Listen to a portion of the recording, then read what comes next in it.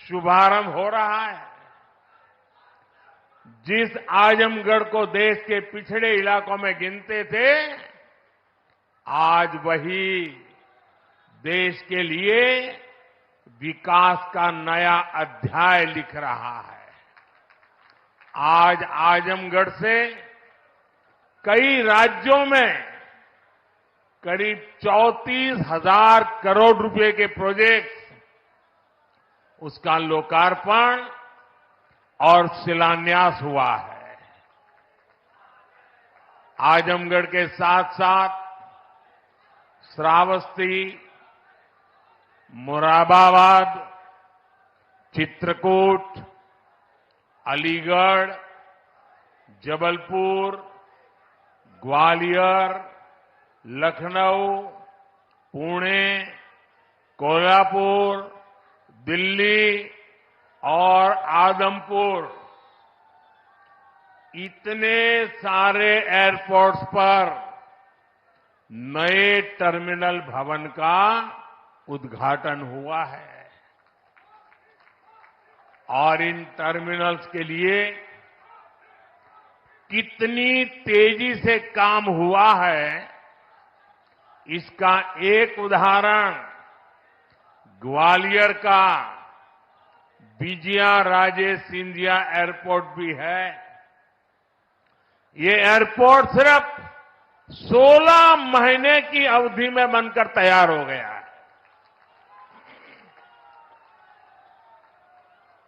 आज कडप्पा, बेलगावी और हुबली, ये 3 हवाई अड्डों पर नए टर्मिनल भवनों का शिलान्यास भी किया गया है। ये सारे प्रयास देश के सामान्य मानवी के लिए हवाई जहाज की यात्रा को और ज्यादा सहज और सुलभ बनाएंगे। लेकिन साथियों, आप देखिए, पिछले कई दिनों से मेरे समय की मर्यादा के कारण मैं एक ही स्थान पर से देश के अनेकों प्रोजेक्ट का लोकार्पण कर रहा हूं। और जब लोग सुनते हैं कि देश में एक साथ इतने एयरपोर्ट, एक साथ इतने रेलवे स्टेशन, एक साथ इतने हवाई अड्डे, एक साथ इतने आईआईएम, एक साथ इतने एम्स, लोग अचरज हो जा रहे हैं। और कभी कभी पुरानी जो सोच रहती थी ना, तो इसको भी उसी चौखट में बिठाते हैं और क्या कहते हैं, अरे भाई ये तो सब चुनाव का मौसम है ना। अरे मेहरबान,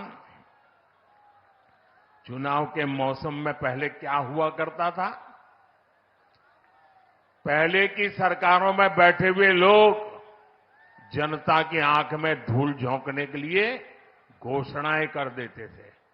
कभी कभी तो इनकी हिम्मत इतनी होती थी कि पार्लियामेंट में भी रेलवे की नई नई योजनाएं घोषित कर देते थे, बाद में कोई पूछने वाला नहीं। और जब मैं एनालिसिस करता तो 35 साल पहले घोषणा हुई। कभी चुनाव के पहले पत्थर गाड़ देते थे आकर के, फिर खो जाते थे, पत्थर भी खो जाते थे, नेता भी खो जाते थे। यानी सिर्फ घोषणाएं होना। और मुझे याद है जब 2019 के वर्ष में मैं कोई भी योजना घोषित करता था या शिलान्यास करता था, तो पहला हेडलाइन यही बनता था कि देखो भाई ये तो चुनाव है इसलिए हो रहा है। आज देश देख रहा है मोदी दूसरी मिट्टी का इंसान है।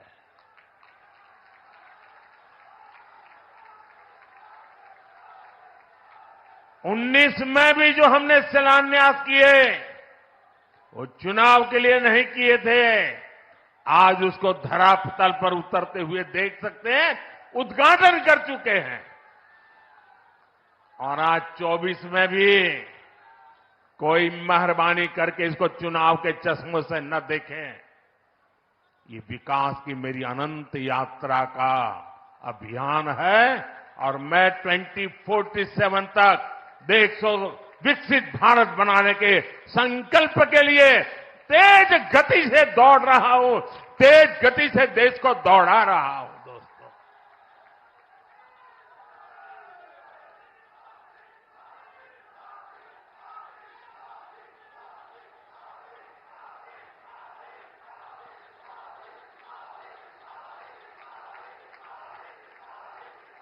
आजमगढ़ का इतना प्यार, इतना स्नेह देश भर के लोग आज जुड़े हुए देख रहे हैं, आपका ये उत्साह देख रहे हैं। और मैं देख रहा हूं पीछे जितने लोग अंदर पंडाल में हैं उससे ज्यादा धूप में तप रहे हैं भैया। ये प्यार अद्भुत है।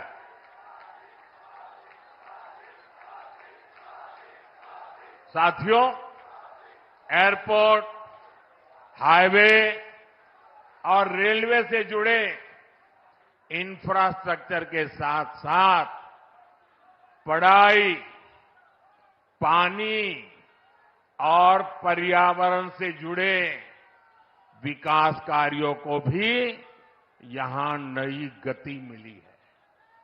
इन विकास परियोजनाओं के लिए मैं उत्तर प्रदेश और देश के सभी राज्यों की जनता को बधाई देता हूं। मैं विशेष रूप से आजमगढ़ के लोगों का आभार व्यक्त करता हूं। वो इतनी बड़ी संख्या में हमें आशीर्वाद देने आए हैं। और आजमगढ़ के मेरे भाई बहन, मोदी की एक और गारंटी सुन लीजिए। बताऊं? आजमगढ़ के मेरे प्यारे भाई बहन, मैं आपको एक और गारंटी देता हूं, सुनाऊं? आप बताएं तो बताऊं? देखिए, ये कल का आजमगढ़ अब वो गढ़ है, ये आजन्मगढ़ है। ये आजन्मगढ़ विकास का गढ़ रहेगा, आजन्म रहेगा। अनंत काल तक ये विकास का गढ़ बना रहेगा। ये मोदी की गारंटी है दोस्तों। साथियों, आज आजमगढ़ में एक नया इतिहास लिखा जा रहा है। यहां से लेकर विदेश तक जे भी आजमगढ़ का रहने वाला हो, सबके आज बहुत खुशी मिलत हुई। ये पहली बार नहीं हो। एक रे पहले जब हम पूर्वांचल एक्सप्रेसवे का उद्घाटन कईनी तो आजमगढ़ के सब आदमी कहत रहे कि अब लखनऊ में जहाज से उतर के हमन यहां 2.5 घंटा में आ जाब। अब तो आजमगढ़ में आपन जहाज उतरे का ठिकाना हो गेल। एकरे अलावा मेडिकल कॉलेज और यूनिवर्सिटी बने के कारण पढ़ाई और दवाई के इंतजाम के लिए भी बनारस जाए का जरूरत कम पड़ी। साथियों, आपका ये प्यार और आजमगढ़ का ये विकास जातिवाद, परिवारवाद और वोट बैंक के भरोसे बैठे इंडी गठबंधन की नींद उड़ा रहा है। पूर्वांचल ने दशकों तक जातिवाद और तुष्टीकरण की राजनीति देखी है और पिछले 10 वर्षों में ये क्षेत्र विकास की राजनीति भी देख रहा है और 7 साल से योगी जी के नेतृत्व में उसे और गति मिली है। यहां के लोगों ने माफिया राज और कट्टरपंथ के खतरों को भी देखा है और अब यहां की जनता कानून का राज भी देख रही है। आज यूपी में अलीगढ़, मुरादाबाद, चित्रकूट और श्रावस्ती में जैसे जिन शहरों को नए एयरपोर्ट टर्मिनल्स मिले हैं, उन्हें कभी यूपी का छोटा और पिछड़ा शहर कहा जाता था। उनकी कोई पूछने वाला नहीं था। अब यहां भी हवाई सेवाएं शुरू हो रही हैं क्योंकि इन शहरों में तेजी से विकास हो रहा है। यहां औद्योगिक गतिविधियों का विस्तार हो रहा है।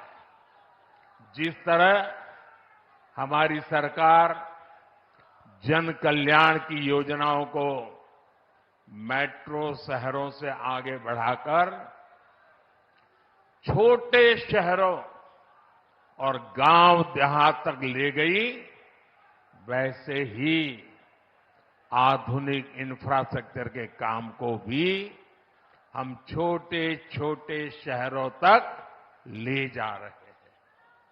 छोटे शहर भी अच्छे एयरपोर्ट, अच्छे हाईवे के उतने ही हकदार हैं जितने ही बड़े मेट्रो शहर हैं।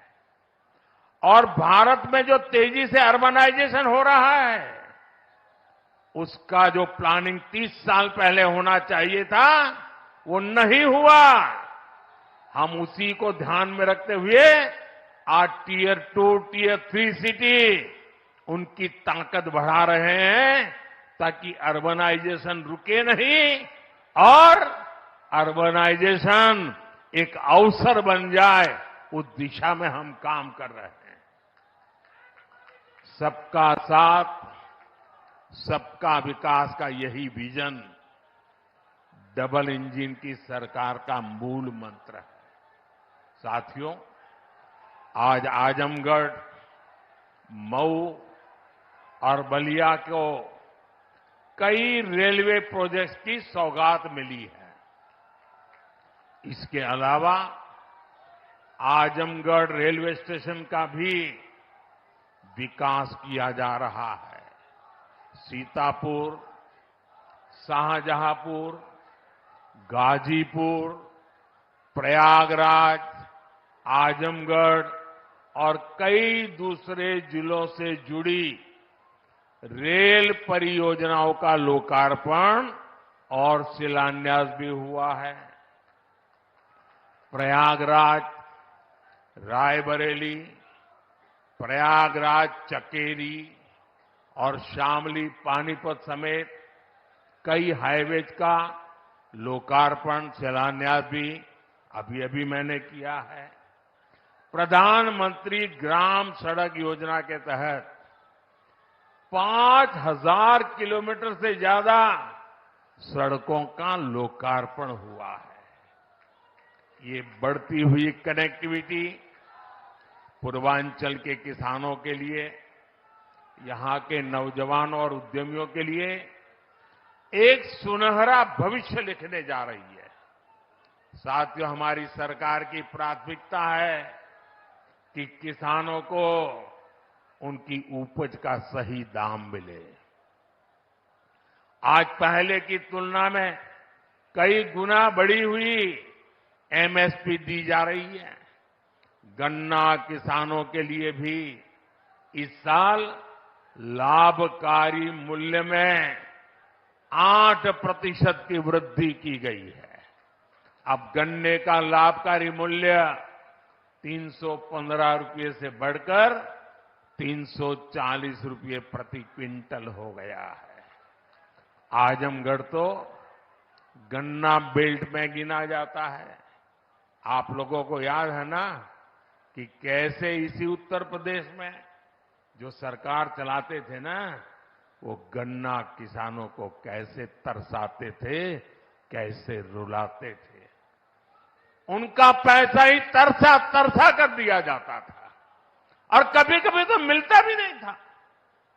ये भाजपा की सरकार है जिसने गन्ना किसानों का हजारों करोड़ का बकाया खत्म कराया है। आज गन्ना किसानों को सही समय पर गन्ने का मूल्य मिल रहा है।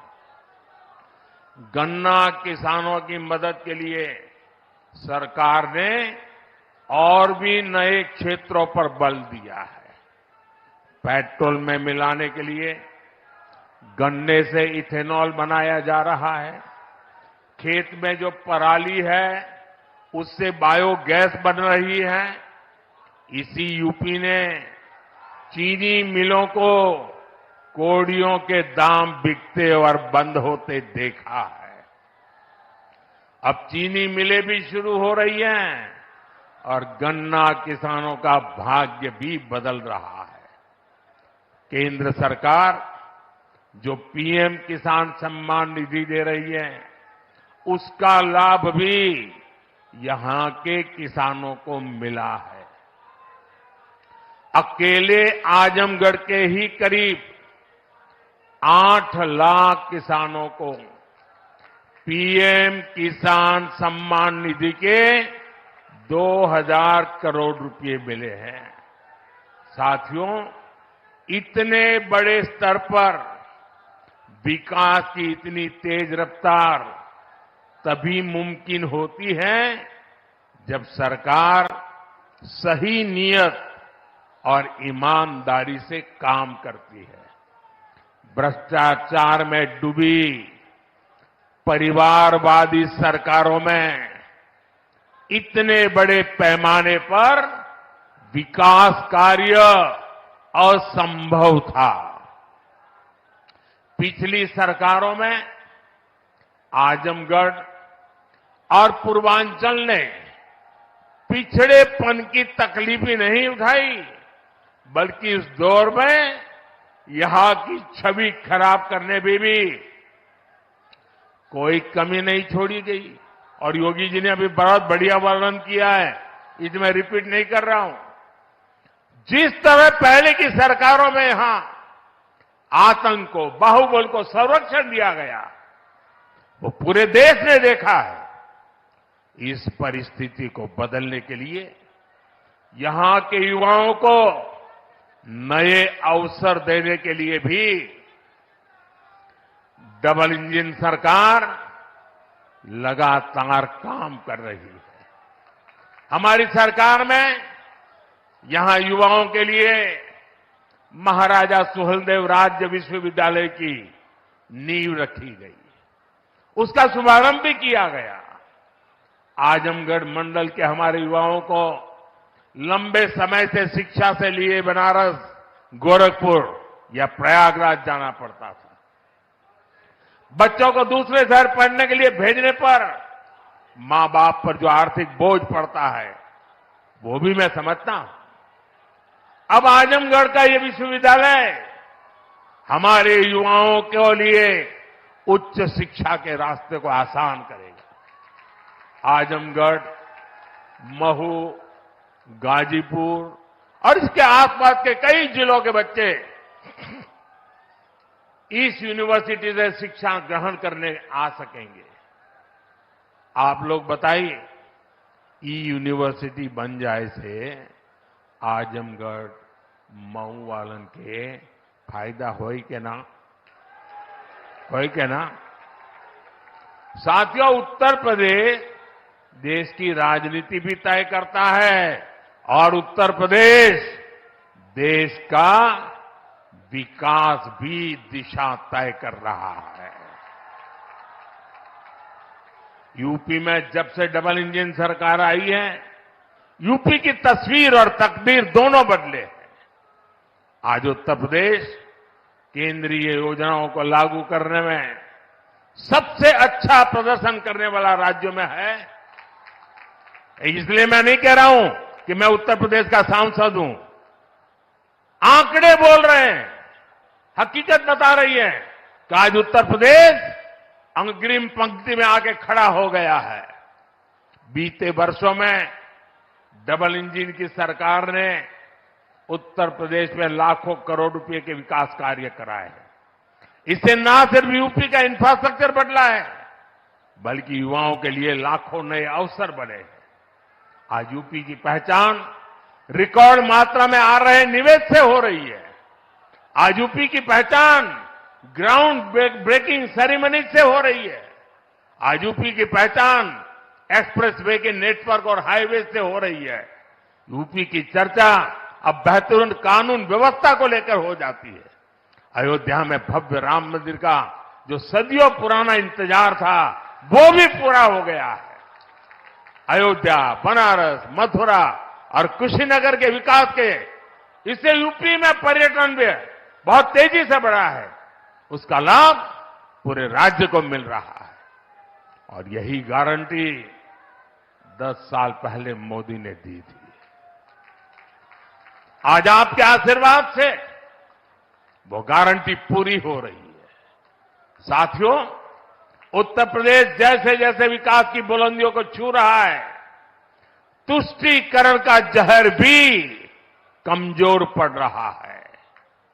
पिछले चुनाव में आजमगढ़ की जनता ने भी दिखा दिया कि परिवार के लोग जहां अपना गढ़ समझते थे, वो दिनेश जैसा एक नौजवान उसे ढहा देता है। इसलिए परिवारवादी लोग इतने बौखलाए हुए हैं, आए दिन मोदी को लगातार गाली दे रहे हैं।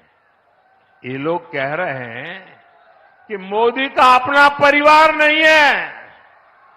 ये लोग भूल जाते हैं कि मोदी का परिवार देश की 140 करोड़ की जनता, ये मोदी का परिवार है। और इसलिए आज हिंदुस्तान के हर कोने से आवाज हो रही है, हर कोई कह रहा है, मैं हूं, मैं हूं, मैं हूं, मैं हूं। इस बार भी यूपी की पूरी सफाई में आजमगढ़ को पीछे नहीं रहना है। और मैं ये जानता हूं, मैं ये अच्छी तरह जानता हूं कि आजमगढ़ जोन चाह जाला ऊ कर लेवला। इसलिए मैं इस धरती से यही आह्वान करता हूं, जो देश कह रहा है, जो उत्तर प्रदेश कह रहा है, जो आजमगढ़ कह रहा है, उसी का मैं आह्वान करता हूं, अब की बार 400 पार, अब की बार, अब की बार, अब की बार, अब की बार आज के विकास कार्यों के लिए सभी क्षेत्रों के लोगों को मेरी ढेर सारी शुभकामनाएं हैं। इतने सारे विकास कार्य आजमगढ़ के इतिहास की पहली घटना है। ये विकास का उत्सव है। मैं आप लोगों से एक आग्रह करता हूं, मेरी बात मानोगे? सब लोग जरा पूरे आवाज से बताइए तो मैं बताऊं। मेरी बात मानोगे? करोगे? अच्छा, ऐसा करते हैं, पहले अपना मोबाइल फोन बाहर निकालिए। मोबाइल फोन बाहर निकाल करके उसकी फ्लैश लाइट चालू कीजिए। सबके सब अपने मोबाइल की फ्लैश लाइट चालू करें। इधर मंच वाले भी करें अगर मोबाइल फोन रखते हैं तो। सबके सब अपने मोबाइल फोन की फ्लैश लाइट चालू कीजिए। देखिए, ये विकास का उत्सव है। ये है विकास का उत्सव। ये है विकसित भारत का संकल्प। ये है विकसित आजमगढ़ के विकास का संकल्प। मेरे साथ बोलिए भारत माता की, भारत माता की, भारत माता की। बहुत बहुत धन्यवाद।